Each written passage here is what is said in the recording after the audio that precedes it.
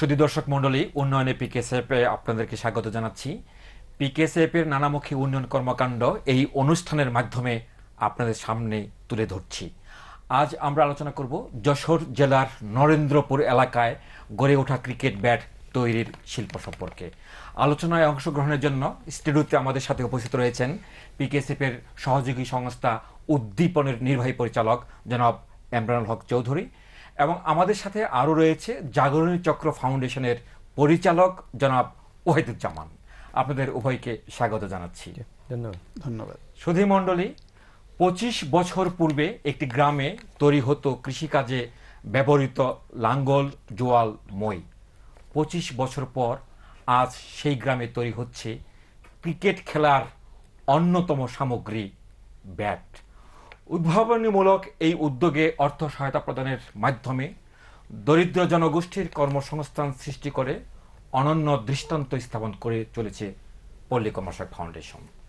দর্শক মণ্ডলী, যশোর জেলার নরেন্দ্রপুরে তৈরিকৃত ক্রিকেট ব্যাটের উপর একটি প্রামাণ্য চিত্র দেখার আমন্ত্রণ জানাচ্ছি।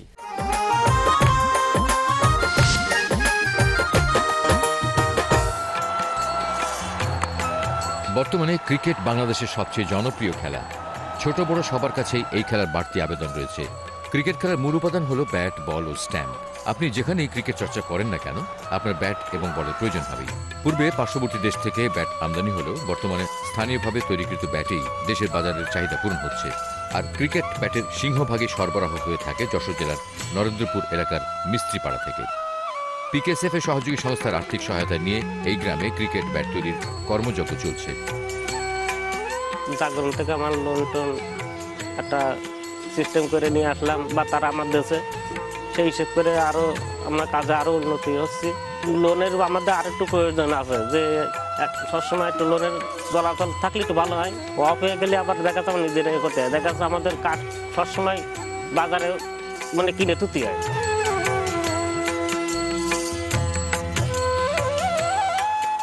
ব্যাট তৈরির পূর্বে তারা কৃষিকাজে ব্যবহৃত লাঙল, জোয়াল ও মই তৈরি করত। আমরা আগে গরু গাড়ি চাকা তৈরি করতাম, তারপরে ওটা তো এখন চলে না। এখন আর কি আর এই ব্যাটের কাজ ধরে এখন ওই জাগরণী থেকে লোন টোন নিয়ে আর কি ব্যাটের কাজ করি। ব্যাটের কাজ করা তো যা কিছু সচ্ছলভাবে চলে। 25 বছর পূর্বে এই গ্রামে প্রথম ক্রিকেট খেলার ব্যাট তৈরি হয়। তখন মাত্র একজন কারিগর ব্যাট তৈরি করত।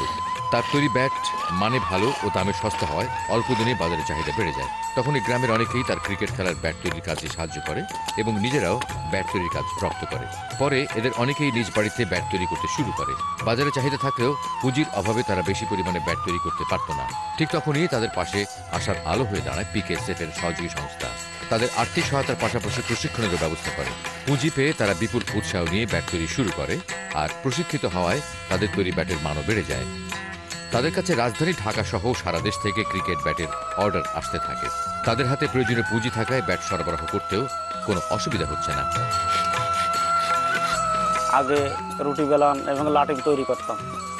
এখন আমাদের এখানে ব্যাটের কাজ আস্তে আস্তে এই 10-12 বছর ব্যাটের কাজই করতেছি। জাগরণ থেকে লোন নিয়ে ব্যাটের কাজ করে বেশ উন্নয়নের পথে এই জায়গায় আছি। আগে দেখা যাচ্ছে কাছে মেটে ঘর ছিল, এখন এই ইটের ঘর করেছি। কোনো কথা কি দেখা যাচ্ছে আগে আমাদের ব্যাট নিয়ে এখানে ওখানে যেতে হতো, এখনও যাওয়া লাগবে না, ফোনের মাধ্যমে এবং গাড়িতে পাঠিয়ে দিলে আমাদের টাকা পয়সা করি ওই রকম ফোনের মাধ্যমে চলে আসে। অনেকে আবার অন্যের কারখানাতে কাজ করে বেশ আয় করছে। এই গ্রামের প্রায় 35টি বাড়িতে ক্রিকেট ব্যাট তৈরির কারখানা গড়ে উঠেছে। পুরুষদের পাশাপাশি এই গ্রামের মহিলারাও ব্যাট তৈরির কাজ করছে। এজন্য পারিবারিক কারখানা। আমরা 4-5 জন মিলে ব্যবসা কাজ করি। আমার মা আছে, কাকি আছে, ভাই আছে, আমি আছি, আরও এলাকাবাসী কম বেশি আছে। তারা আমাদের সাহায্য করে, তাতে করে আমাদের মোটামুটি ভালো চলে। 100 ব্যাট তৈরি করতে মনে করেন আনুমানিক 2 দিন লাগে। এই নিজেরাই তৈরি করি, নিজেরাই সেল দিই, এইভাবে আমাদের দিন যাচ্ছে। যেদিকেই চোখ যায় সেদিকেই দেখা যায় ব্যাট তৈরি হচ্ছে বা ব্যাটের কাঠ রোদে শুকাচ্ছে। একসময়ের কর্মহীন মিস্ত্রিপাড়া আজ আর্থিকভাবে সচ্ছল একটি গ্রাম। পিকেএসএফ তাদের সহযোগী সংস্থার মাধ্যমে ক্রিকেট ব্যাট তৈরির মতো অপ্রচলিত খাতে আর্থিক সহায়তা প্রদান করে এই গ্রামের অর্থনৈতিক আমূল পরিবর্তনের পাশাপাশি দেশের বৈদেশিক মুদ্রা সাশ্রয়েও অগ্রণী ভূমিকা রেখে চলেছে।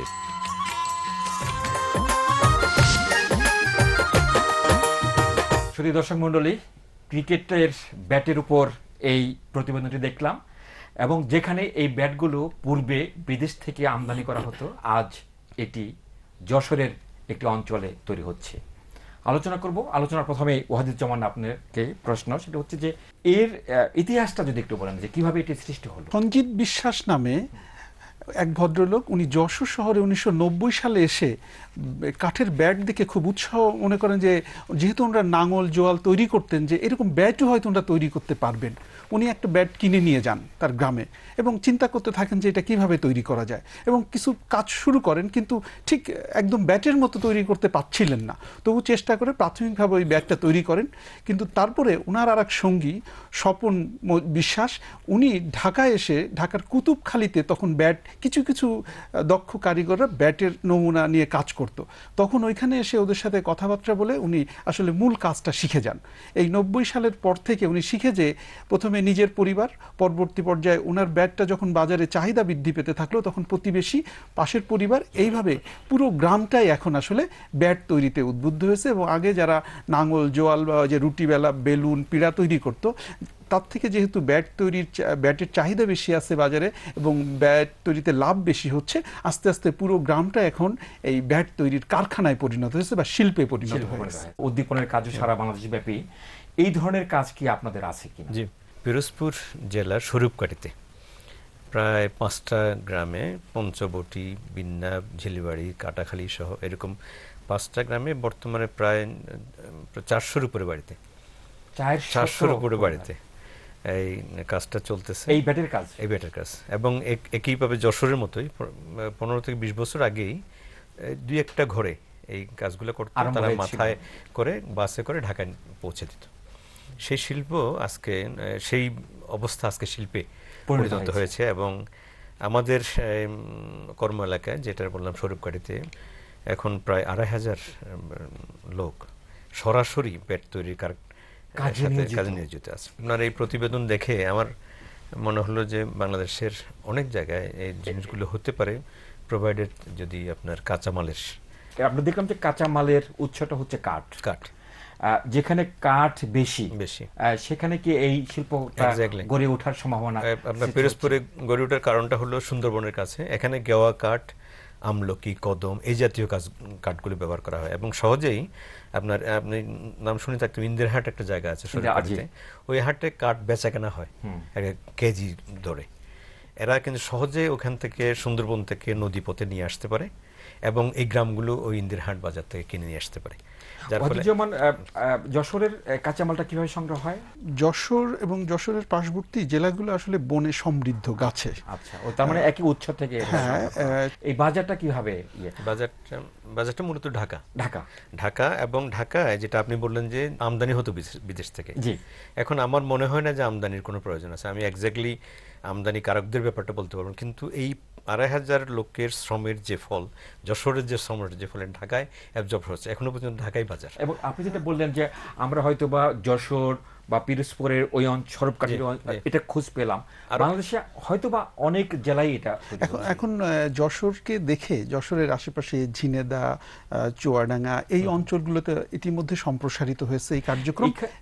এবং আমি বাজারের কথা বলতে যেটা দেখেছি যে ওদের কাছে ওইখানে বসে থাকতে থাকতেই ঢাকা, কুমিল্লা, চুয়াডাঙ্গা, রংপুর, এইসব জায়গা থেকে ওদের কাছে অর্ডার আসে। ওদের এখন অর্ডার কিন্তু শুধু ঢাকায় সীমাবদ্ধ না, এবং আগে সবাই ঢাকায় এসে কিনে নিয়ে যেত এখানে পাইকারিদের কাছে, সরাসরি ওই ফোনের মাধ্যমে চলে যাচ্ছে। এই যশোর এবং এই স্বরূপকাঠির যে এটাকে উদাহরণ হিসেবে ধরে নিয়ে সবাই যদি এই কাজটা আরম্ভ করে, একটা পর্যায়ে মার্কেট ফেল করার সম্ভাবনা থাকবে না? এটা বিদেশ যাবে। এখানে বাজারটা পাওয়ার কারণটা বিদেশের যে ব্যাট, এটা তো এখান থেকে হয়ে গেল, উঠে যেতে হলো আমাদের কোয়ালিটির কারণে।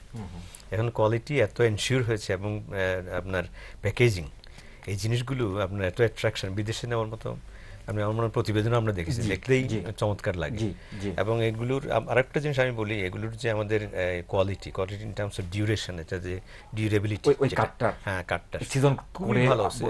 খুবই ভালো এবং সরাসরি ভালো কাঠ। গাওয়া কাঠ তো খুবই কাঠ, সমৃদ্ধ কাঠ, কদম এবং আমলকি যেগুলো জারুলু আছে, এগুলো খুবই ভালো কাঠ। সেই ক্ষেত্রে স্থানীয় পর্যায়ে আসলে একটা ম্যাপিং এর দরকার আছে কিনা, সেটা হচ্ছে চাহিদাটা নিরূপণ করা। এমনভাবে তাদের কোয়ালিটি এবং সরবরাহ নিশ্চিত করেছে যে পুরো দেশের বড় বাজারগুলো তারা দখল করেছে। এক্ষেত্রে একটা খুব আনন্দের সংবাদ হচ্ছে যে সামনে যে ওয়ার্ল্ড কাপ আসছে তার জন্য আমাদের ব্যাট প্রস্তুতকারীরা প্রস্তুতি নিচ্ছে। আমার সাথে আজকে সকালেও তাদের কথা হলো যে তারা ওই লোগো ইউজ করবে, ওই ধরনের কিছু এইগুলো পোস্টারগুলো তারা ইউজ করবে তাদের ব্যাটে, এবং সেটা দিয়ে আকর্ষণ সৃষ্টি এবং মার্কেটকে আরো সম্প্রসারিত করার চেষ্টা করছে। তো সেক্ষেত্রে এখনো বাংলাদেশে একটা বড় মার্কেট রয়ে গেছে। আর এর যদি গুণগত মান, এই কথাটাই বলতে চাচ্ছিলাম যে গুণগত মান নিয়ন্ত্রণে আপনাদের তরফ থেকে কোনো ব্যবস্থা গ্রহণ করা হয় কিনা? ইতিমধ্যেই আমরা জাগরণী চক্র যেটা করতে পারছি, আমাদের এই সেল, আমাদের একটা এমই সেল আছে, সেলের পক্ষ থেকে তারা প্রতিনিয়ত এটা তদারকি করছে এবং তাদের সাথে কথা বলছে যে এর গুণগত মান এবং এর বাহ্যিক যে অবয়বটা সেটাকে কিভাবে সুন্দর করা যায় এবং এটাকে কিভাবে আরো বেশি মানুষের কাছে আকৃষ্ট করা যায়। মার্কেটিং এর ক্ষেত্রে ইতিমধ্যে কাজ শুরু হয়েছে।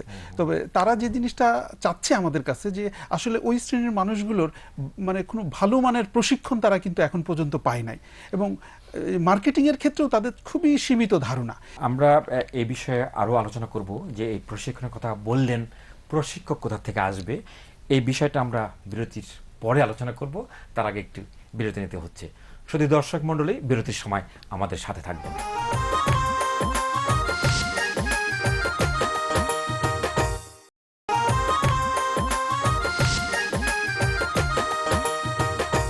শুধু দর্শক মণ্ডলী, বিরতির সময় আমাদের সাথে থাকার জন্য ধন্যবাদ। বিরতির পূর্বে আমরা আলোচনা করছিলাম ক্রিকেটের যে ব্যাট তৈরি হচ্ছে যশোর এবং পিরোজপুরের সৌরভকাঠিতে, তার গুণগত মান নিয়ে আমরা আলোচনা করছিলাম প্রশিক্ষণ সম্পর্কে, যে প্রশিক্ষণ দিয়ে এই ব্যাটের, এই কারিগরদের দক্ষতা উন্নয়ন এবং এই পণ্যের গুণগত মান বৃদ্ধি করা যায় কিনা। গুণগত মানটা উন্নয়ন করার লক্ষ্যে প্রশিক্ষণের ব্যবস্থা করি। এই প্রশিক্ষক কারা হবে একটু যদি বলেন।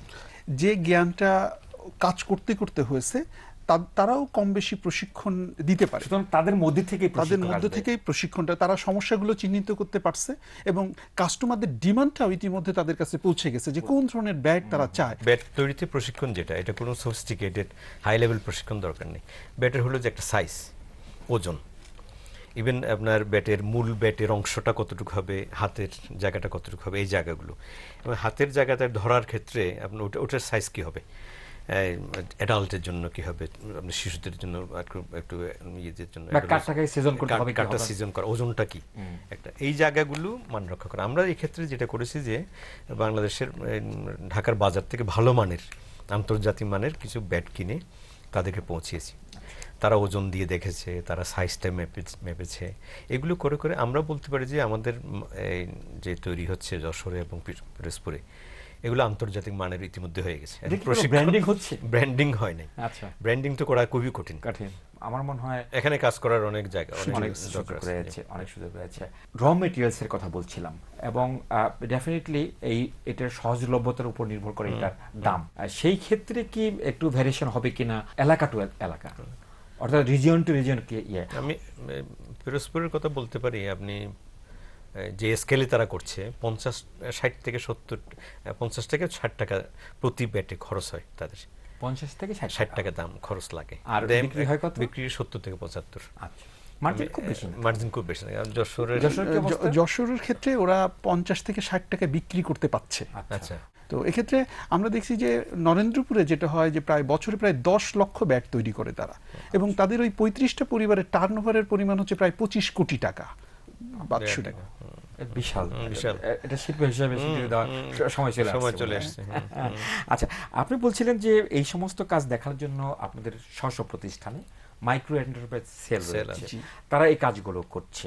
এবং ডেফিনেটলি মাইক্রো এন্টারপ্রাইজের মধ্যে শুধুমাত্র ব্যাট না, আরো তো এরকম অনেক, যদি একটু বলেন যে কোন ধরনের এই ধরনের শিল্প। আসলে মাইক্রো এন্টারপ্রাইজ এখন সব ক্ষেত্রে, যেরকম কৃষিতেও মাইক্রো এন্টারপ্রাইজ চলে আসে, কৃষির উৎপাদনের যে খাতগুলো রয়ে গেছে, সেবা খাতে মাইক্রো এন্টারপ্রাইজ ব্যাপকভাবে বিনিয়োগ বাড়ছে। সেবা খাতে আমরা দেখছি যে মাইক্রো এন্টারপ্রাইজ, এই জন্য মাইক্রো এন্টারপ্রাইজ টোটাল আমরা দেখছি যে আমাদের বিনিয়োগের ক্ষেত্রে প্রায় 223টার মতো খাত খাত রয়ে গেছে মাইক্রো এন্টারপ্রাইজেস।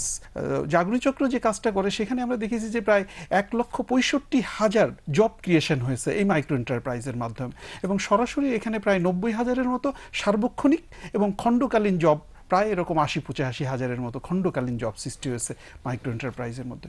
ওয়াহিদ বললেন যে তারা 223টা খাতে মাইক্রো এন্টারপ্রাইজে কে চিহ্নিত করেছে এবং ওইভাবে তারা এগিয়ে যাচ্ছে। মাইক্রো এন্টারপ্রাইজ এবং সেটা বলো যে এখন যে এই শিল্পে যেটা আমরা দেখলাম ব্যাট, তার মধ্যে কৃষিতে, চামড়া শিল্পে, প্রসেসিং, সব জায়গায় আমরা দেখি মাইক্রো। আলটিমেটলি একটা দেশের অর্থনৈতিক উন্নয়নের এটার গুরুত্বটা যদি সম্প্রতি আমি চীনে গিয়েছিলাম এবং খুব গ্রামে ঘুরেছি এইটা বিষয়টা নিয়ে, এই তারা কিভাবে ক্ষুদ্র উদ্যোগ, এটা বলা বোধ ঠিক হবে না, এটা কতটুকু বাংলাদেশের মানুষের যে মেধা এবং গ্রহণ করার শক্তি, শেখার শক্তি, এটা আমার মনে হচ্ছে চীনের থেকে বেশি অ্যাটলিস্ট। এটা আমি কোনো দেশকে আন্ডারমাইন করছি না। আমি তো 10 দিন আপনার ওই ইন্ডাস্ট্রির একদম গ্রামে ঘুরেছি, যদিও হিসাব নাই গরিবের অংশগ্রহণ জিডিপিতে কতটুকু, জিডিপি গ্রোথে, অথবা মাইক্রো ফাইন্যান্স অর্গানাইজেশনগুলোর কন্ট্রিবিউশন জিডিপিতে কতটুকু। তারপরেও বলা যায় যে দেশ 20 বছর আগে এই প্রায় 60 ভাগ লোকের 1800 কিলো ক্যালোরি ফুড জোগাড় করা কঠিন ছিল, সে দেশ আজকে সেই পরিবারগুলো খাদ্যে স্বয়ংসম্পূর্ণ, এবং ওটা 12% নেমে আসছে। 12% নেমে আসছে। ওই পরিবারগুলো থেকে কারা গেল তাহলে সহায়তার হাত নিয়ে? আমি তো মাইক্রো ফাইন্যান্স অর্গানাইজেশন হিসেবে গর্ব করে বলতে আমরা তো আছি ওখানে। ডেফিনেটলি এই যে চিত্র আমরা দেখলাম, এখানে যদি পুঁজি সরবরাহ না করা হতো এত ব্যাপকভাবে এই শিল্প বিকশিত হতো না। সেজন্য গ্রামীণ যে শিল্প বা ক্ষুদ্র শিল্প যেটা বলছি, মাইক্রো এন্টারপ্রাইজ, ক্ষুদ্র ঋণ সংস্থাগুলোর অবদান অনেক, এবং ওই গ্রামীণ উন্নয়নটা আসলে দেশের উন্নয়ন নির্ভর করে। আমাদের গ্রাম গোটা গ্রামই শিল্প হয়ে যেত, শিল্প কারখানার জগৎ হয়ে যেতে পারে। ইমরান ভাই, এটা তো সত্য কথা যে এই যে আজকে যাদেরকে এন্টারপ্রেনার হিসেবে দেখছি, তারা এন্টারপ্রেনার ছিল না, তারা লাইভলিহুডের জন্য, সাবসিস্টেন্সের জন্য এই কাজটা করতে। শুধু পিকেএসএফ এর সহায়তায় আপনারা 18,000 কোটি টাকা এই জায়গায় বিতরণ করেছেন। সো এইটা একজন ক্ষুদ্র ঋণ গ্রহীতাকে একজন উদ্যোক্তা হিসেবে রূপান্তরকরণের যে প্রচেষ্টায় যে আপনাদের যে অবদান, সেটা আমার মনে হয় সময় এসেছে। জসিম ভাই, আমি একটু এখানে বলতে চাই, আমাদের এই অর্গানাইজেশনগুলোকে রিসোর্স সেন্টার হিসেবে করতে হবে, ইনফরমেশন রিসোর্স সেন্টার। গ্রামের মানুষ আমাদের resource centre, not only information resource centre. আমি ইনফরমেশন জোর দিলাম এই কারণে, সে আমার কাছে আসবে, জানতে চাইবে, ভাই আমি ওই যে মুরগির ডিম বিক্রি করব, ঢাকার ইটা কত, যদিও দামটা কত। এখন সরকার বলছে, সরকার যে ইনফরমেশন সেন্টারগুলো আপনার ইউপিতে আপনার করেছে, হ্যাঁ, ওখানে তো ইনফরমেশন উদ্দূর পায়, কিন্তু কাউন্সিলিং এর লোক পায় না।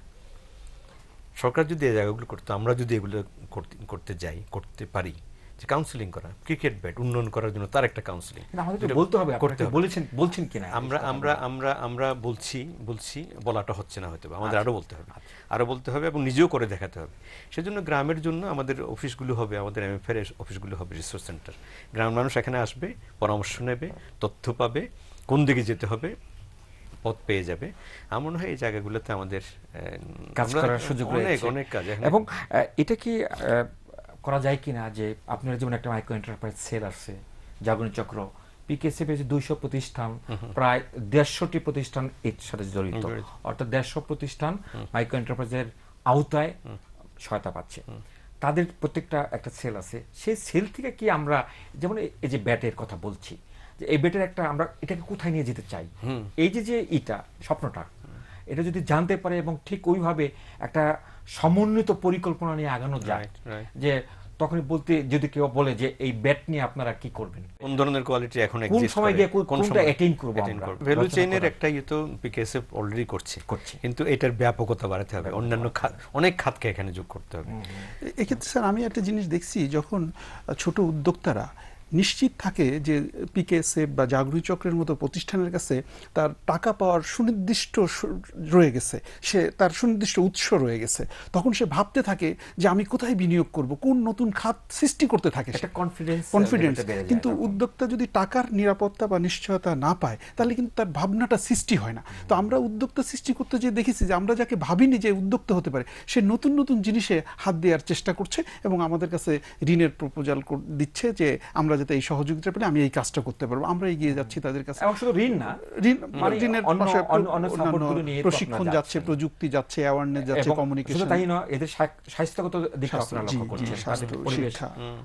এই এন্টারপ্রাইজটা কি এনভায়রনমেন্ট ফ্রেন্ডলি কিনা সেটা আপনারা লক্ষ্য করছেন। এখানে আমরা এই যে যারা কাজ করছে তাদের অধিকারের ব্যাপারটা দেখি, অধিকার ব্যাপারটাও দেখেন।